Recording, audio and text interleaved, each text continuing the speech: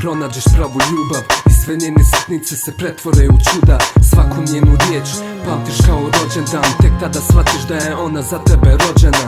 Samo jednom vidiš kako majka plače i to ti srce kida posle svake svađe. Kad je vidiš kako za stolom sjedi sama, a ti joj prilaziš polako s riječima oprosti mama. Samo jednom pustiš onu pravu suzu što ti sa srca skine svaku muku, pa tek onda skontaš da je bilo nepotrebno držati to sve u sebi, pa toga se sjetiš često.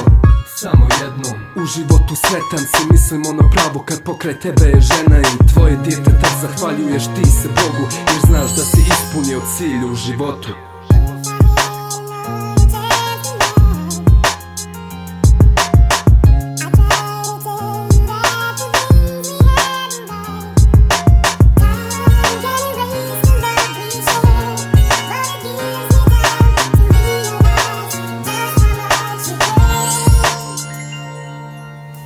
Samo jedno. Svi ciljevi se nude, a život je kocka, ili ostaviš ili uzmeš, a svaki korak moraš prostudirat kume, jer greška je skupa ako po planu ne bude.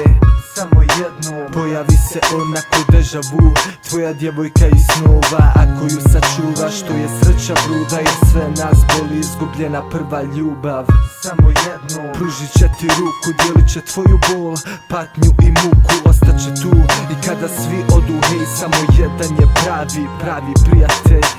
Samo jedno. Vidjet ćeš nebo, život nije vječan i zato samo jednom ćeš imat priliku uzeti to što želiš. Snovi su u tebi, ne u pjesmi.